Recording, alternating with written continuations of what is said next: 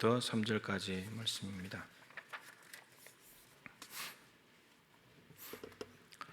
요한복음 14장 1절부터 3절 말씀입니다. 신약성경 171쪽입니다. 세 절 말씀 같이 한번 읽겠습니다. 너희는 마음에 근심하지 말라. 하나님을 믿으니 또 나를 믿으라. 내 아버지 집에 거할 곳이 많도다. 그렇지 않으면 너희에게 일렀으리라. 내가 너희를 위하여 거처를 예비하러 가노니 가서 너희를 위하여 거처를 예비하면 내가 다시 와서 너희를 내게로 영접하여 나 있는 곳에 너희도 있게 하리라. 아멘. 에어컨 바람이 좀 세지 않습니까? 약간 안 추우세요? 괜찮으세요? 네, 조금만 낮춰주시면 좋겠네요. 자, 26번입니다. 오늘 26번. 책은 24페이지고요. 옆에 분과 인사 한번 하겠습니다. 예수님을 잘 믿읍시다. 예수님을 꼭 믿읍시다. 예.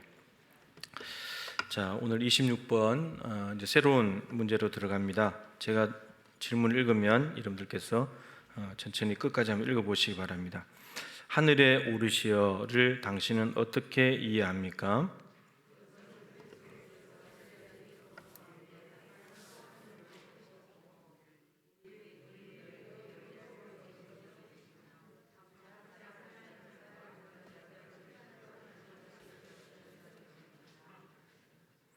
예, 자, 세 가지를 정리했습니다.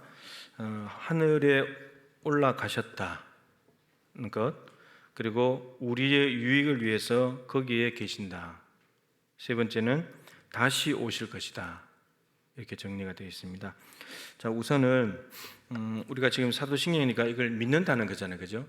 하늘에 오르신 것을 믿으십니까? 예수님께서 하늘에 오르신 것을 믿으십니까? 네, 이걸 우리가 이제 믿어야 된다는 말이죠.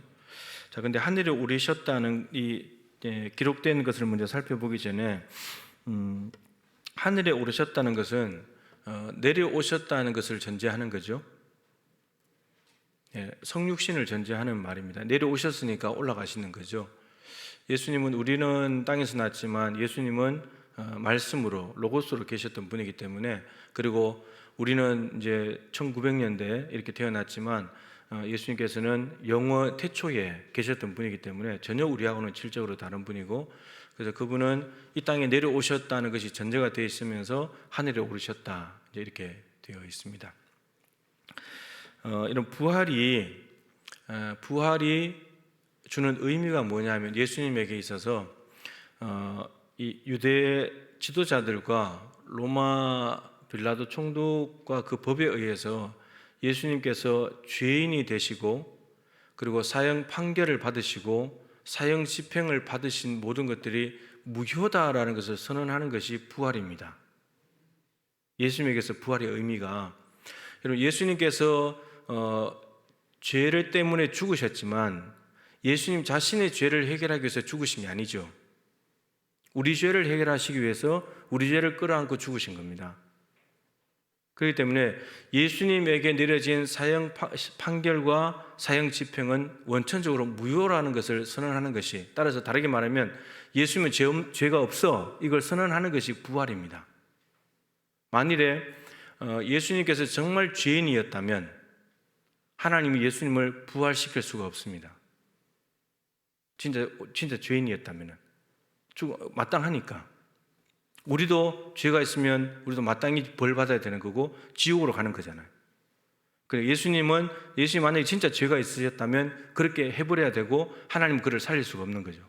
근데 죄가 없는 분이기 때문에 인류의 죄를 대신 짊어지고 대신 죽으셨다. 이게 굉장히 중요한 말입니다. 대신, 나 대신, 온 인류 대신 죽으셨다는 것.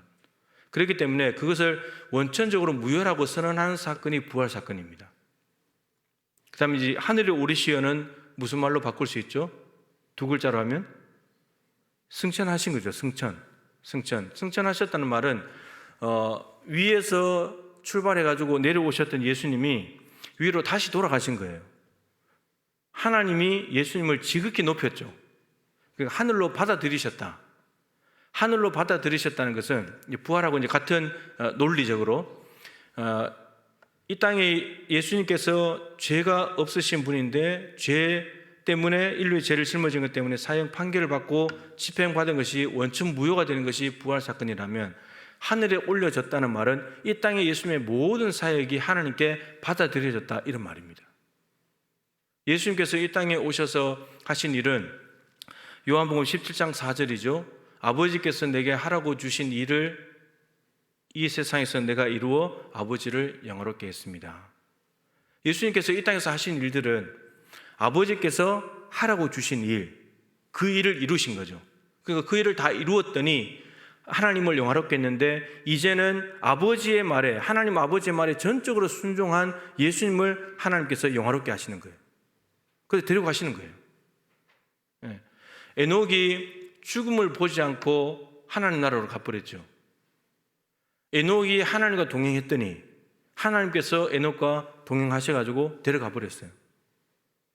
예수님은 이 땅에서 하나님께서 기뻐하시는 삶을 다 살아드렸기 때문에 짧은 33년의 생애 동안에 공생애만 한다면 3년밖에 안 되지만 그 기간 안에 아버지께서 이 땅에 파송하신 사도로 파송하셨고 목적이 대제사장으로 죽는 거였는데 그 일들을 다 완수하셨기 때문에 그래서 하나님께서 너는 내게 전적으로 순종한 귀한 아들이다 하면서 하나님께서 아들을 받아주신 겁니다.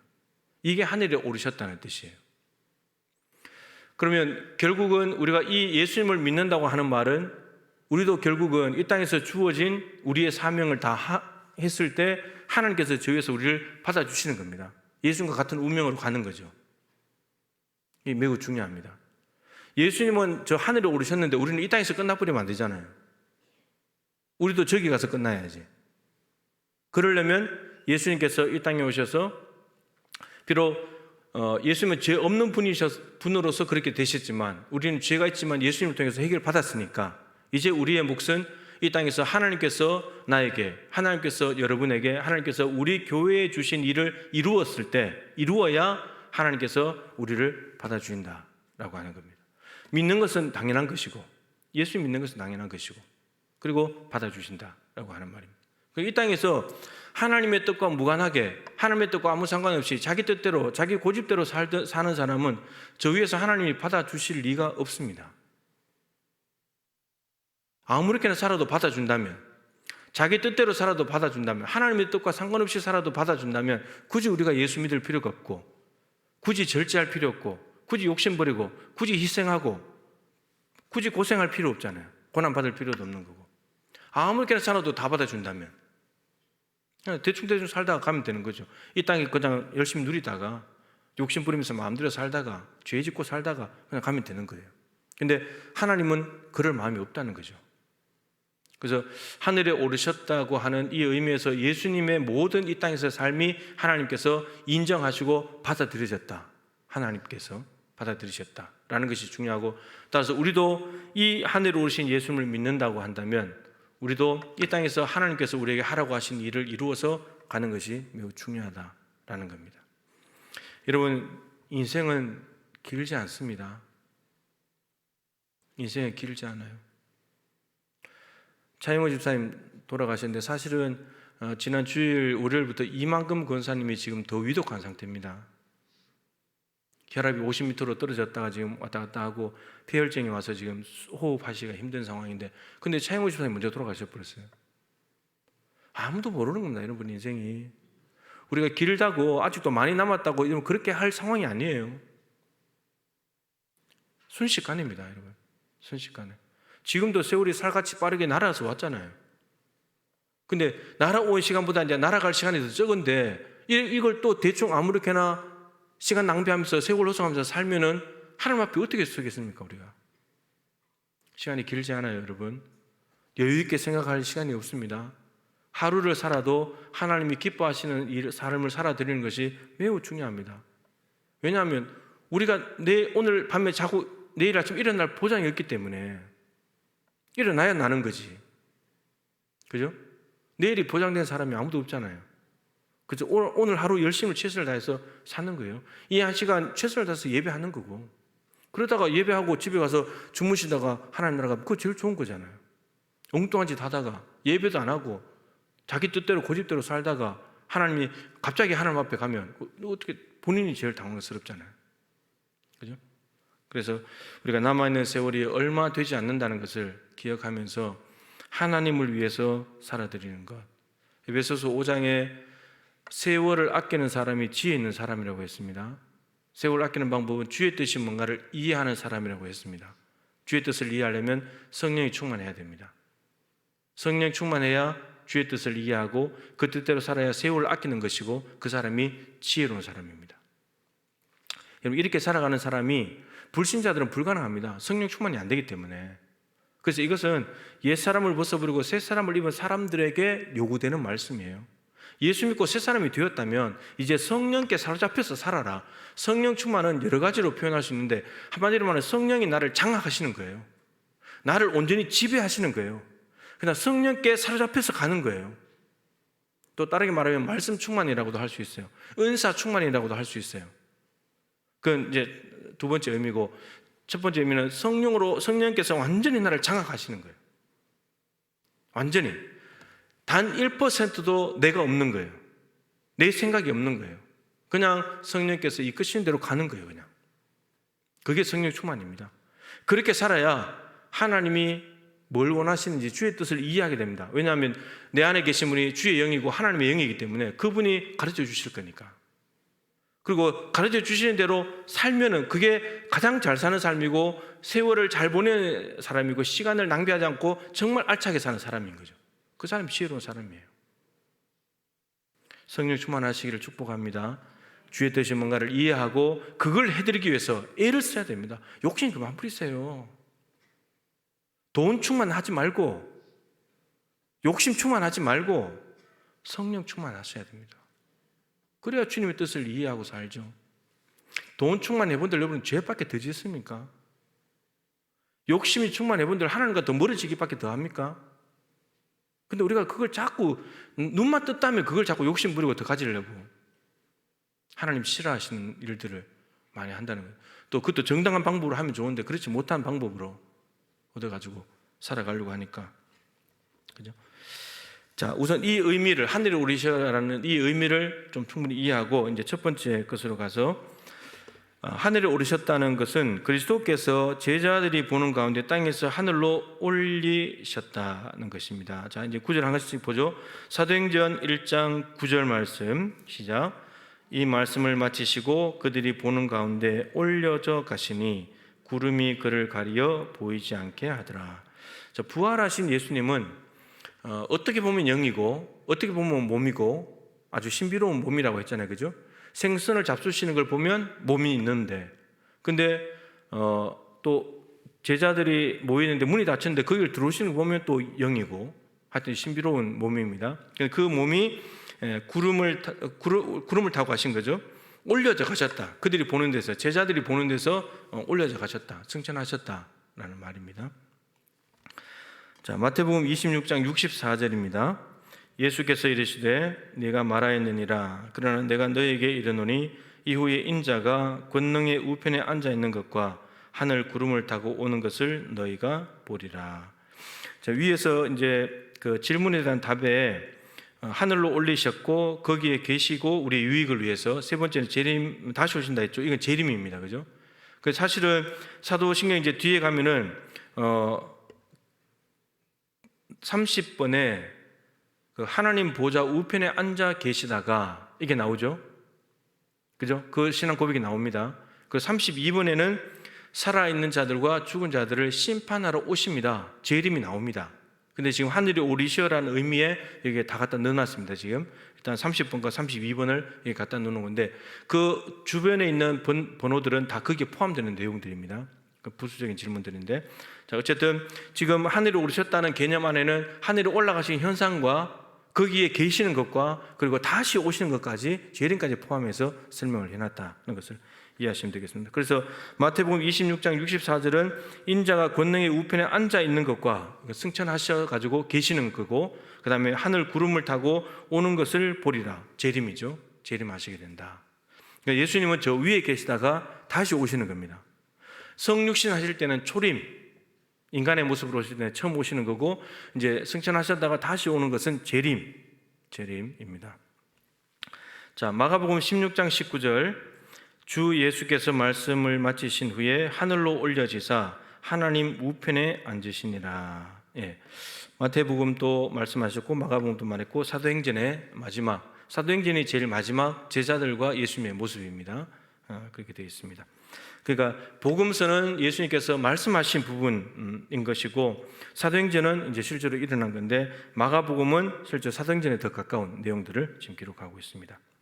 자, 누가복음 24장 51절, 축복하실 때 그들을 떠나 하늘로 올려지시니, 24장 마지막 장에 거의 다 승천을 기록하고 있습니다. 자, 여러분, 승천하시고 거기 계시는데 하나가 더 들어가야 되죠. 승천하시고 거기에 계시고 재림하시는데, 승천하셔가지고 거기에 계시는 동안에 한 가지 사건이 있어야 되죠. 뭐가 있어야 됩니까? 아까 찬양도 했는데 마지막 날에 뭐가 있어야 되죠? 누가 오셔야 되죠? 성령께서 오시는 사건이 있어야 되잖아요. 승천하시고 난 뒤에 예수님이 거기에 계시는 동안에, 그러면 이제 제자들과 그 당시의 사람들은 다 외톨이, 그것이 아니고 성령님을 보내주신다 그랬잖아요. 그러니까 여기 지금 우리가 성령을 믿으면 그 뒤에 나옵니다. 그러니까 이게 이제 시간 순서대로 사건을 적어 놓은 것이 아니니까요. 그렇습니다. 자, 요한복음 14장 16절부터 18절 말씀인데, 화면을 보시면서 천천히 한 절씩 읽어보겠습니다. 내가 아버지께 구하겠으니 그가 또 다른 보혜사를 너희에게 주사 영원토록 너희와 함께 있게 하리니. 한 절씩 보겠습니다. 요한복음 14장부터 16장까지는 이제 다락방 강화라고 해서 예수님께서 다른 복음서에는 없는 제자들에게 특별하게 이제 말씀하시는 부분인데, 승천하시는 것, 떠나실 것과 떠나시고 난 뒤에 보혜사 성령님을 보내주실 것에 대한 말씀이 나옵니다. 그래서 그가 또 다른 보혜사를 너에게 주신다. 여러분, 또 다른 보혜사. 그럼 예수님이 뭐라는 거죠? 보혜사라는 말이죠. 예수님도 보혜사인데 내가 이제 올라가게 되면 또 다른 보혜사를 보내주겠다는 겁니다. 이 보혜사라는 말은 파라클레토스, 파라칼레오라는 말에서 온 말인데, 다른 사람을 위해서 나타난 존재, 다른 사람을 위해서 나타나서 격려도 하시고 권면도 하시고 조언도 하시고 하시는 그런 분. 이게 또 하나의 명상이 파라칼레오에서 나온 명사가 파라클레시스, 그것은 바나바에게 붙여졌던 위로의 아들 할 때 위로, 그런 말입니다.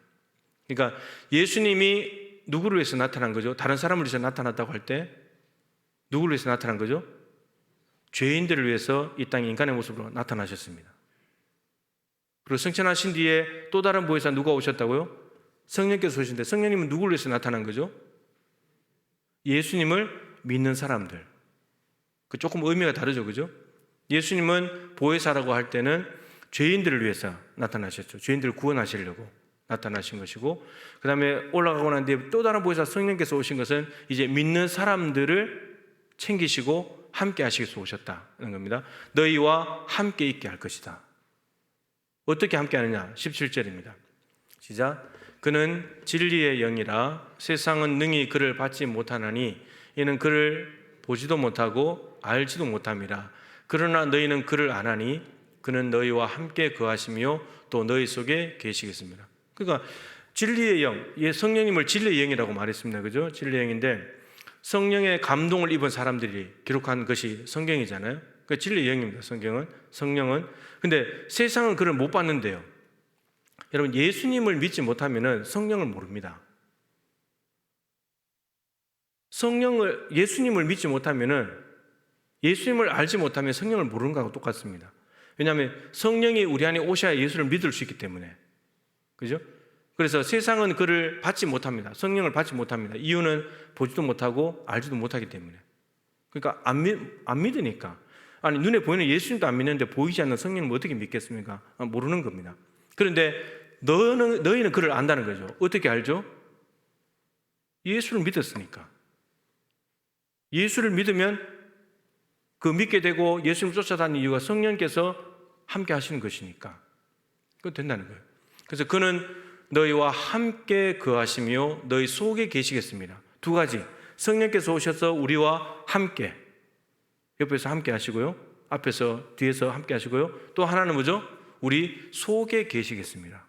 이게 성령의 내주하심. 사실은 예수님께서 성령 안에서 우리에게 오시는 겁니다. 그래서 우리가 영접 기도할 때 성령 영접 기도를 하지 않잖아요. 예수님 영접 기도를 하지. 그죠? 예수님을 내 마음속에 모시는 겁니다. 근데 성령님을 모시는 건데 성령님이 예수 안에서 우리에게 오시기 때문입니다. 그래서 예수님을 영접하는 거죠. 그래서 성령으로 아니하고는 예수를 주시라고 할 수 없느니라. 예수님이 나의 주가 되신다는 걸 고백하는 것은 성령이 왔기 때문에 가능하다는 말이죠. 예수님이 여러분들의 주인이 맞습니까? 주가 맞아요? 네, 그건 성령이 내 안에 계시기 때문이에요. 저 지나가는 사람에게 예수님이 당신 주인입니다라고 말하면 무슨 소리 하냐고 그럴 겁니다. 성령이 안 계시니까, 성령 받지 못하니까, 알지 못하니까 그렇게 말 못한다는 말이죠. 그다음에 18절 말씀, 저 말씀이 중요합니다. 시작. 내가 너희를 고아와 같이 버려두지 아니하고 너희에게로 오리라. 그러니까 예수님이 떠나가시면 제자들 입장에서는 우리는 고아야? 이렇게 생각이 들 수 있잖아요. 근데 예수님께서 선수 쳐서 말씀하시는 거야. 내가 너희들 고아처럼 내버려두지 않는다. 나는 떠나가지만 보혜사 성령께서 오실 것인데 너희와 함께 하실 것이고 너희 속에 계신다. 내가 너희와 함께 한 것처럼 이제 성령께서 그 바통을 이어받아서 여러분 너희들과 함께 할 것이다. 이렇게 약속하셨습니다.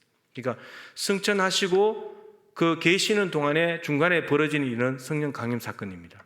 사도행전 2장에 이 요한복음 14장부터 16장에 있는 성령에 대한 말씀이 사도행전 2장에서 그대로 이루어지게 되죠. 그러면서 정말 사도들 속에 계시고 함께 하시면서 그 로마의 압제가 여전히 있는 상황 가운데서 복음을 전하고 교회를 세우고 하나님 나라를 전파하며 땅끝으로 가는 일들이 벌어지게 됩니다.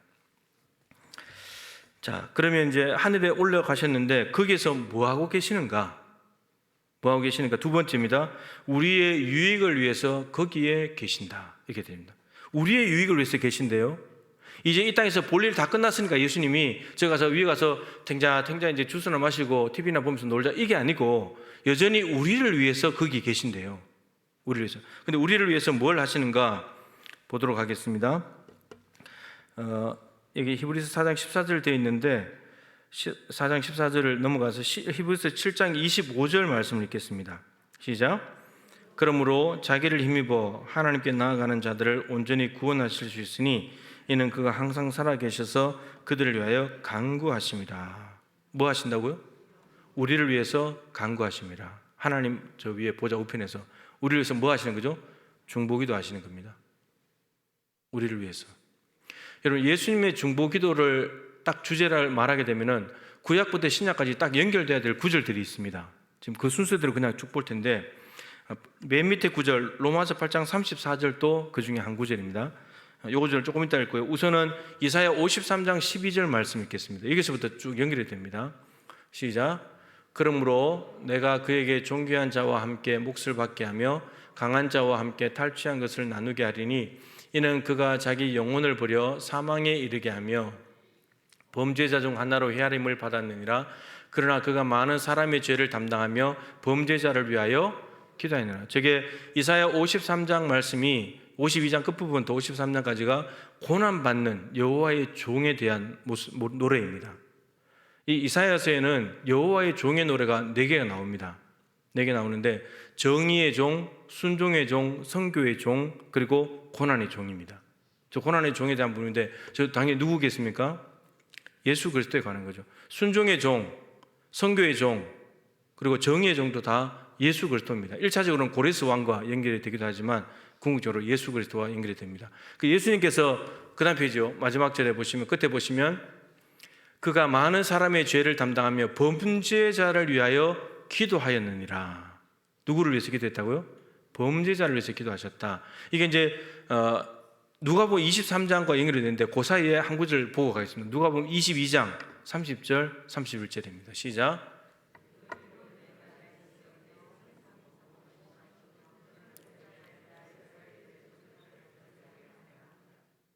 시므나 보라 사단이 너희를 밀가부로 다루고 요구하였으나 제가 31절 32절인데 제가 구절 잘못 가르쳐줬네요. 자, 32절에 이렇게 되어 있습니다. 시몬아 시몬아 보라 사탄이 너희를 밀가부로 다루고 너희를 요구하였으나 그러나 내가 너를 위하여 내 믿음이 떨어지지 않기를 기도하였노니. 예수님께서 베드로가 지금 사탄에게 놀아나고 있는데 밀가부로 달리고 마음대로 움직이고 있는데 내 믿음이 떨어지지 않기를 내가 너를 위해서 기도했다. 예수님께서 말씀하십니다. 여러분, 믿음이 떨어지게 되면 사탄에게 밥이 됩니다. 근데 예수님께서 여러분 보세요. 사단을 물리친 것이 아니고 베드로의 믿음을 강하게 하기 위해서 기도하십니다. 오늘 장례식 하면서 제가 말씀드릴 때 저는 참 큰 은혜가 됐는데, 요한계시록 조금 이따도 이제 오늘 보기는 힘들 테고 다음 주에 이제 볼 텐데, 이 땅에서 로마 황제 때문에 박해를 당하고 있는 사람들, 아시아 7교회 요한계시록에 있는 그 교인들이 로마 황제의 박해를 받아서 화형을 당하기도 하고 기름에 튀겨져서 죽기도 하고 목이 잘리기도 하고 십자가에 달리기도 하고 재산 몰수당하고 감옥에 가고 이런 고난을 겪을 때 우리가 언뜻 생각하기에는 그 고난을 피할 수 있는 방법들은 뭐가 있겠습니까?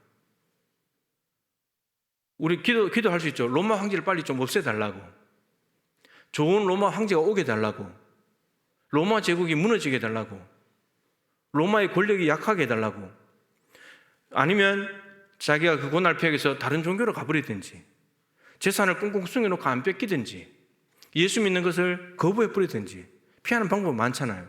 그런데 하나님께서 저들에게 내리신 처방은 하늘을 보여주는 거였습니다. 위를 봐라. 그래서 사도 요한을 불러다가 하나님 나라를 보여주시면서 그걸 글로 써서 7교회에 보냈을 때 이 땅에 있는 고난을 이기는 방법은 하늘을 보는 거다. 하나님 나라가 있는 걸 아는 거다. 그렇게 말씀하셨습니다. 똑같은 논리예요. 베드로가 지금 사단에게 밥이 되기 위해서 사단이 막 마음대로 하려고 하고 있는데 예수님께서 내리신 처방은, 사단을 물리치면 쉽잖아요. 그 방법이 있을 수 있잖아요. 그런데 예수님은 사단을 물리친 것이 아니고 베드로에게 믿음이 있도록, 베드로 자체가 자신의 믿음으로 사단을 이길 수 있도록 예수님은 그렇게 처방했다는 거죠. 이게 매우 중요합니다. 우리가 이 땅에 어려움 나갈 때, 지금도 예수님 이제 하나님 보좌 우편에서 기도하고 계시는데 우리가 어려움 나갈 때 그 어려움을 없애주는 것이 아니고 우리의 믿음을 강하게 하신다는 겁니다. 네가 더 강해져야 돼. 네가 하늘 보고 살아야지. 땅의 어려움들은 하늘로서 해결하는 거야. 이게 하나님의 방법이라는 거죠. 너무너무 중요한 메시지입니다. 코로나를 2년 동안 지나면서 여러분들은 그 기간을 어떻게 이겨내셨습니까? 우리는 코로나가 종식되기를 기도했고, 치료제가 나오기를 기도했고, 백신 나오기를 기도했고, 백신 맞고도 안 걸리기를 기도했고, 어디 다른 데 가고 싶지만 갈 수가 없었잖아요. 코로나 전 세계가 있기 때문에. 방법이 많지 않았지만 하나님께서 결국 우리를 통해서 우리에게 주시는 처방책은 위를 봐야지. 위를 보고 이겨내셨습니까? 아니면 요리조리 피해 다니면서 이겨내셨습니까? 하는 방법은 위를 봐야지. 위를. 이거였습니다. 예수님은 베드로가 믿음이 흔들리는 걸 보시면서 사탄을 물리쳐 주신 것이 아니라, 베드로야 믿음을 강하게 해라. 믿음을 강하게 해라. 내가 그걸 위해서 너를 기도했단다. 이렇게 말씀해요. 예수님이 우리의 믿음을 위해서 기도하고 계십니다. 믿음이 강해져야 돼. 믿음이 강해져야 돼. 자, 누가복음 23장 34절입니다. 화를 보시면서 예수님께서 십자가에 달리셨을 때 7마디 중에 한 마디인데 이사야 53장 12절에 범죄자를 위해 기도했다는 말과 직통으로 연결되는 구절입니다. 읽어보겠습니다. 시작. 자기들이 하는 짓을 알지 못함이니이다 하시더라. 그들이 그의 옷을 나눠 제비에 뽑으시. 지금 누구를 위해서 기도하시는 거죠? 예수님이 자기를 찌르고 때리고 침뱉고 옷 뺏기고 고통을 주고 고난을 주고 부끄러움과 창피를 주는 그 죄인들을 위해서 기도하시는 겁니다. 하나님, 얘들을 좀 없애주십시오. 이렇게 기도하는 것이 아니고, 하나님, 저들을 용서해 주십시오. 저들은 지금 무슨 짓을 하고 있는지 알지도 못한 채 메시아를 죽이는 줄도 모르고 지금 저러고 있습니다. 사실은 유대 종교 지도자들도 빌라도도 다 몰랐죠. 메시아인 것을 다 몰랐습니다. 그리고 그 당시에 있는 사람들은 호산나, 예수님 나귀 타고 오실 때는 소리 질렀지만 그 다음에 돌아서 가지고 십자가에 못 박으라고 외친 사람들 아닙니까? 그냥 사람들의 선동에서 넘어가 버린, 군중심리에서 넘어가 버린 사람들. 그러니까 친구가 서울 간다고 똥지게 가는, 그럼지게 지고 가는, 그러니까 똑같은 거예요. 그러니까 너무 바보 같은 짓을 하고 있는데 근데 저들 용서해 달라고 하나님께 기도하시는 주님의 모습을 보게 됩니다. 우리도 하나님께 하는 건지 안 하는 건지, 하나님께 잘못하는 건지 옳게 하는 건지도 모르고 뭔가 일을 저지를 때 우리 주님은 기도하십니다. 하나님, 제가 지금 하나님께 그게 얼마나 마음 아픈 건지도 모르고 지금 저러고 있습니다. 하나님, 불쌍히 여겨 주십시오. 지금도 저 위에서 기도하고 계실 겁니다. 그 기도 때문에 우리가 지금 살고 있는 거죠. 자, 그래서 예수님의 중보기도, 우리를 위해서 간구하시는 것을 딱 할 때는 이사야 53장 12절 거기서부터 시작해가지고 신약으로 넘어와서 아까 보신 누가복음 22장 31절 32절, 그리고 누가복음 23장 34절과 연결이 되면서 그 다음에 로마서 8장 34절, 히브리서 7장 25절 이렇게 연결이 되는 겁니다. 이렇게 이제 이 딱 연결된 구절을 딱 들어 올리게 되면 이게 이제 설교가 되는 것이고 예수님의 삶을 이해하게 되는 거죠. 예수님은 이런 삶을 사셨다. 그런데 그것이 다 정말 우리를 위해서 하신 삶이다. 이게 똑똑하게 드러나게 되는 겁니다. 그래서 적어도 다른 사람들이 나를 위해서 기도하는지는 모르겠지만, 근데 한 분은 확실한 거죠. 누구요? 예수 그리스도. 예수님이 지금도 저와 여러분을 위해서 기도하고 계십니다. 이걸 생각할 때 우리는 고마운 마음이 들잖아요, 그죠? 감사함의 마음이 들죠? 그럴 때 우리는 또 한 가지 더 생각해야 됩니다. 아무렇게나 살지 말아야지.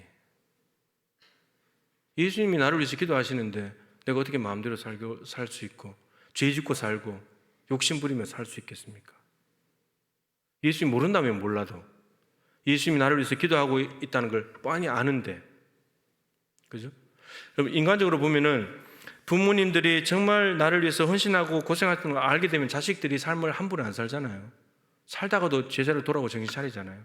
근데 우리가 예수님께서 나를 위해 십자가 죽으실 뿐만 아니고 승천하셔서까지도 지금도 나를 위해서 기도하고 계시다는데 내가 함부로 살 수 없잖아요. 마음대로 살 수 없잖아요. 또 사단에게 종노릇하고 욕심대로 정욕에 끌려서 살 수 없는 거고, 이 세상에 있는 세상의 육신의 정욕, 안목의 정욕, 이 생사에게 휘둘려 살 수 없는 거고, 그런 삶인 거죠.